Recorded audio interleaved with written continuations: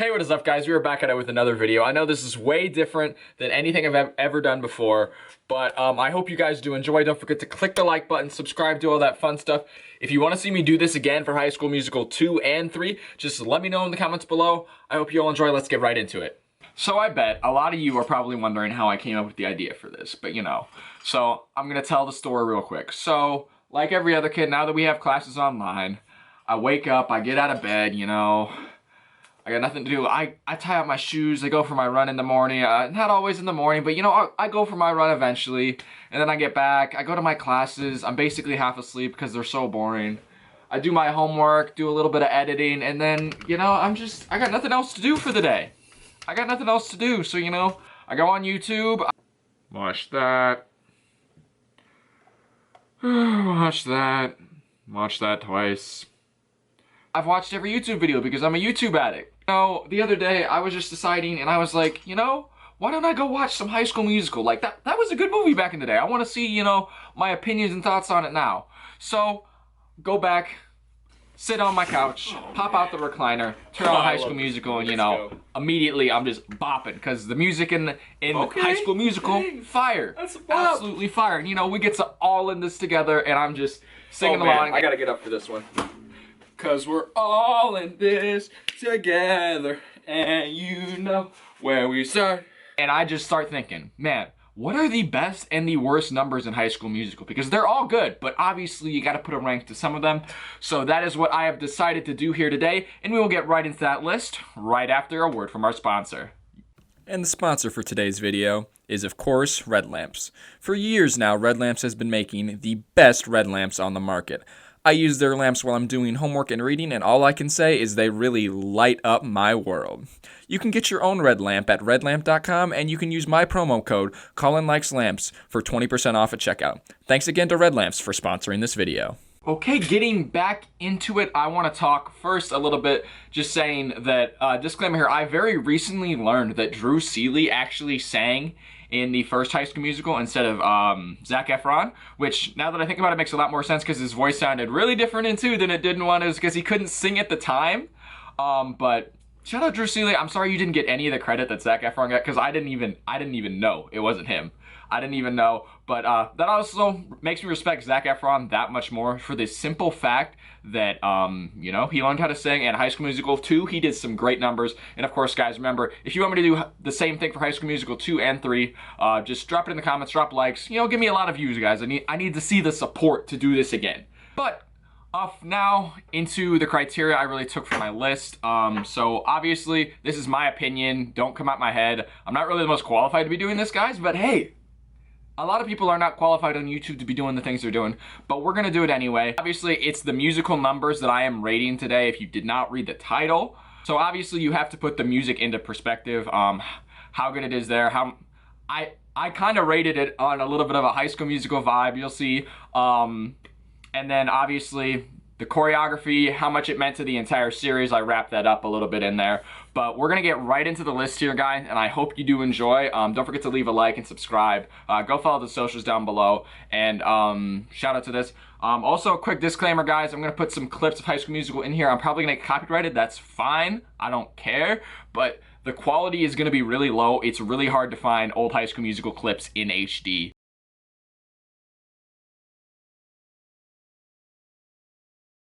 We're gonna get right into it with number 9 on the list. Yes, there are 9 numbers, and this one was really hard because it is so hard to call any of them bad. I grew up with them, and all of them are really good, really fun, and great, especially when you're a kid.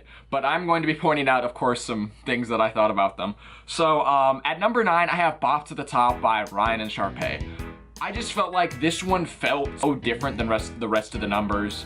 Of course, it had a little bit of Spanish in there, which was it just had a really different vibe than the rest of the numbers that they did throughout all of this movie. Obviously, Ryan and SHARPE are hated a lot, so they get a lot of hate, but honestly, they're really talented in the movie, but whatever. I mean, that's besides it. I don't know if it was really the movie, because the movie kind of just made you feel like, okay, let's get over with this, because you were so excited for Troy and Gabriella to come on, and they cut away from it a lot, so I guess it really just made you feel like it wasn't that important or what, so I think that comes part of it. But Bop to the Top is a really catchy song. I just don't think it's really the best.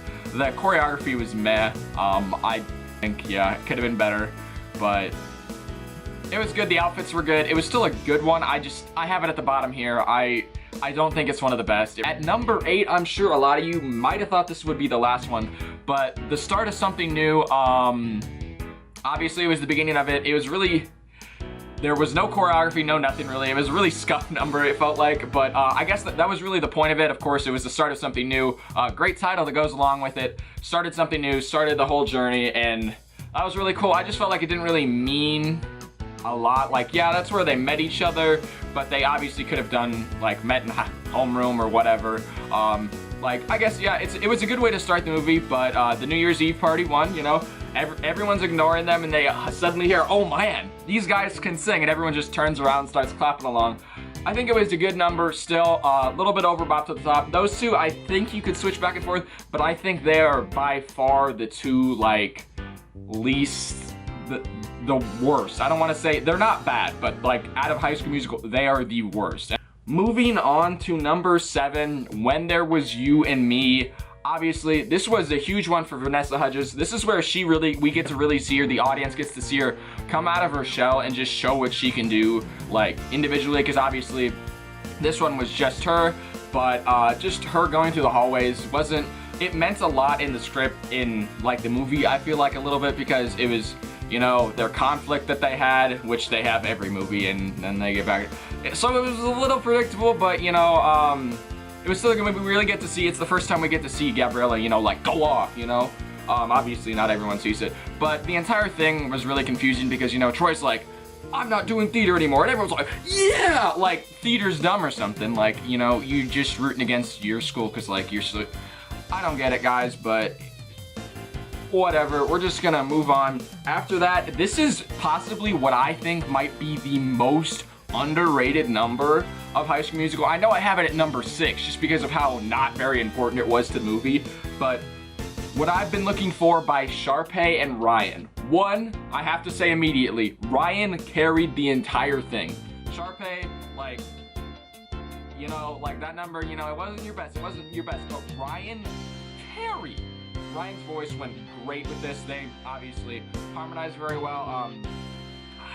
They did sing the song wrong, you know, according to Kelsey, but I still thought it was a very good number.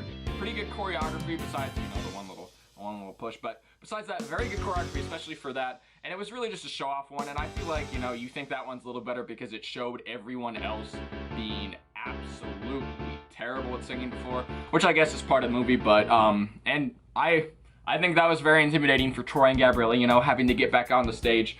But music-wise, I do think that was one of the better numbers. And of course, now moving on to number 5, I had to put it right above just because of how much it meant in the movie was What I've Been Looking For by Troy and Gabriella. Of course, they sang it different, you know, but that, I really view that as the start over rather than the start of something new, because that really starts their theater careers, and that's really what the whole movie, like, follows for the most part. Of course, it goes into their other parts of their life and their relationship, but this really starts their relationship, like, it takes it to the next level, and I really view that as the start of everything that happened through the movies, and it just, how much it meant, went through, but how it started was kind of whack, you know. Kelsey does the most whack trip ever, but it just meant so much in the grand scheme of things that I had to put it at this number 5 spot. And into the top 4, guys, the top 4. All of these numbers are great, and yes, most of them are group numbers. Most group numbers are just more fun to watch because of the all the choreography and stuff you can do with them, but this one, I know some people really like this number, but get your head in the game. Obviously, a very iconic number, really the whole basketball thing, that's about, like, where it is. That's the only basketball number in this entire film, and I don't think they do one in 2, so it's one of, like, 2 or 3 basketball numbers of all of High School Musical. And honestly, the choreography for having to dribble a basketball was really good, really enjoyable. Obviously, you got to see the emotion that Troy was feeling. blah, blah, blah. It really put it into perspective, you know, what it's like. And you could just see, because there were the random pauses in it where it was like, oh, you're in Troy's head, freezing. But obviously, looking into the reality of it, the basketball practice was very confusing because they weren't wearing their practice jerseys, they were wearing their game jerseys, and they were scrimmaging, but they all had the same jersey on, so it was really confusing who was on whose team. This is just me being a hater now, guys. Also, I like to bring up, Zac Efron is 5'8". Everyone on that basketball team must have been so short because 5'8", he looked like one of the taller guys out there, and 5'8's not, I don't know. They did something in there to make Zac Efron look way taller than 5'8", but hey, shout out Zac Efron. This was a great number. Again, Drew Seeley sang it. I wish Zac Efron would. I don't, because it would have been bad. But Drew Seeley did a great job. Shout out to you, Drew Seeley, of the movie, and really put basketball into the movie there. And it was the whole basketball like verse theater scenario. Into number 3, this one I wanted to put this one number 2, but I just couldn't. Stick to the status quo. Of course, another group number, another iconic group number with some amazing choreography going all the way through. The entire lunchroom just gets up and starts dancing. One, their lunchroom is lit. I have never seen a high school lunchroom like that, but that lunchroom absolutely lit, crazy. But yeah, they had a lot. It looked like they had a lot of fun with it. There were so many different parts because, as you saw, you know, it went from Zeke, who was a baker, to Martha, who wanted to dance, to that one kid that we didn't get really want to know, you know, playing the cello. And can I just say, his friend that was in the polo and the beanie was high, 100%. That kid was smoking a lot of weed. There's nothing else to say. Of course, I'll flash it up. I'm hopefully flashing up pictures, and again, I apologize for the low quality of these videos that I'm probably finding. It's just hard to find stuff in HD for them. But yeah, I kind of wish we would have gotten to know him more, but this one also introduced us to a bunch of characters, obviously, like Martha and Zeke. We really got to know them better in the whole scheme of that, and it really just led to that. And of course, it was a really cool group number, and it led to SHARPE, you know, getting dumped on. Like, fun to watch. It was, you know, energizing number. But yeah. So moving on to the number 2 spot. This one I really debated, but again, it just meant so much to the movie when you're putting it in the scheme of things. That is Breaking Free.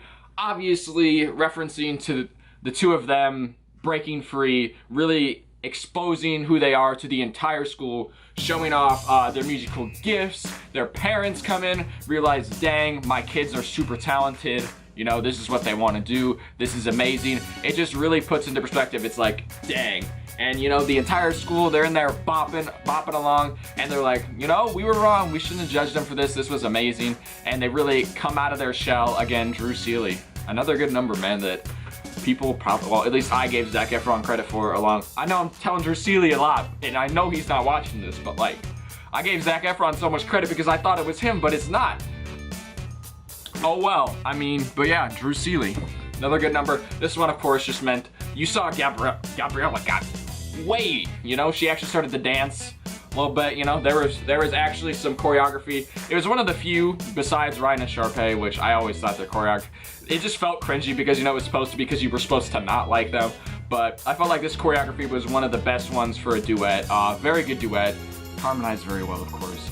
I, of course, do not know that much about music, but, like, it just sounded good, and, you know, it brought back a lot of memories. A lot of memories. I hope this brings back a lot of memories for you guys. Obviously, at number 1, I might have foreshadowed it a little bit, but I think this is pretty agreed upon throughout a lot of people. Number 1, you know, they put one banger in there with Breaking Free. They gotta bring another banger back, and it's We're All in This Together. Possibly the most iconic High School Musical song. I think it's easy to say that because, of course, they come back to it High School Musical 3 at the end when they're going all out. So I think it's hard to not say that that is the most iconic song in High School Musical 3, or in High School Musical history, throughout all of them. And the number was great. Choreography for that was really, I know I've been saying choreography is good because I don't know what else to say, but it's really, you know, a step up. You know, you got your all in. I can't even do it, guys. I'm not a dancer.